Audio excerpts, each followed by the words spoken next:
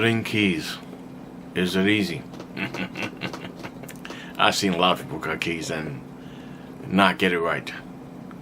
I'm gonna try to give you a simple explanation of how I do it. I definitely use the guide. I do not just rely on the stops where you put the blank and the key you're trying to cut. I use the guide. You also see me going back and forth in between the grooves.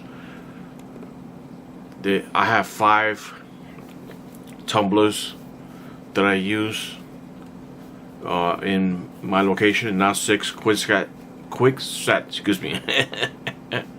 I just got it. So you'll see me in between each one of the 5. And the second part I will go in between. It'll help me get a more proficient cut. And I guess the last thing is clean up one side, because one side always has flaws on it or extra debris. So you have a wire wheel that comes with the machine. This is a manual machine. I do not know and have never used a automatic machine, so I cannot contest to their proficiency. I'm very grateful that the management and the board decided to let me have this machine, or let us use the machine, have this machine, buy the machine, because it's paid for itself some time ago. I'll see you guys next one. Bye. Okay, I'm cutting a boatload of keys here. This is a key machine that we got. We've had it for several years. The management and the board here was gracious enough to get it for us. It has definitely paid for itself within 2 years. So we're getting free use 3 years later, and it's still working like a star.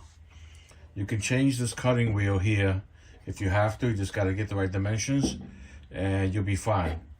Okay, there is a certain way that I recommend you cut keys. I'm going to show you that in a second. I've been cutting a bunch of keys so you guys can see the mess there, but I'll give you a small demonstration before we get going. Okay, this one goes back in here. Okay. That is correct. Yes. A lot of people cut keys their own way. They do it. Probably people that do it every day are better than most. Also recommend that if you're going to cut a key, you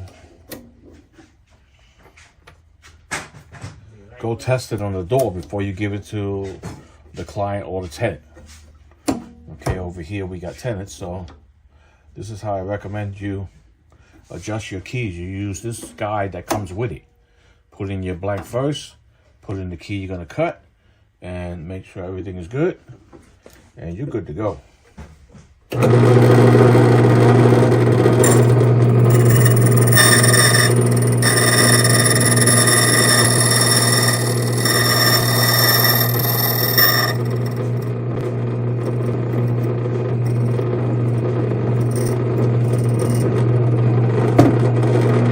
don't know if you guys realize that I went in one direction fully. I went back in the second direction fully, nice and slow. Make sure I got everything done. There is one last move. Clean that off.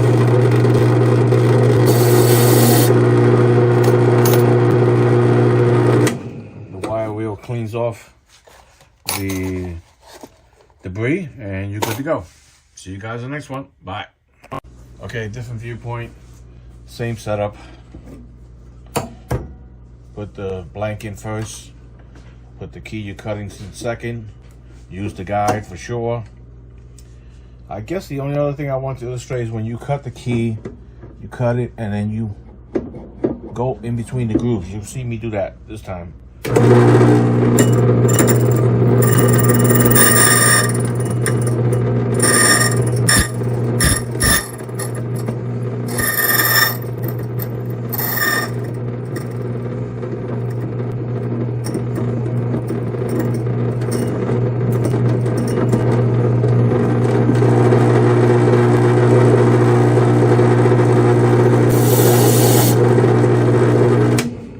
you got that. If you have the correct blank, it'll cut just fine. We use QuickSet over here, 5 pins, not 6 pins.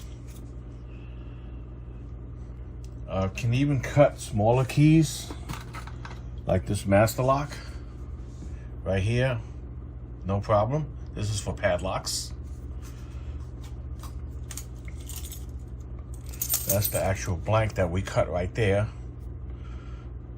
But other than that, if you're trying to cut mailbox keys and you don't have the correct blank, it won't work. Have a good one, guys. See you on the next one. Bye.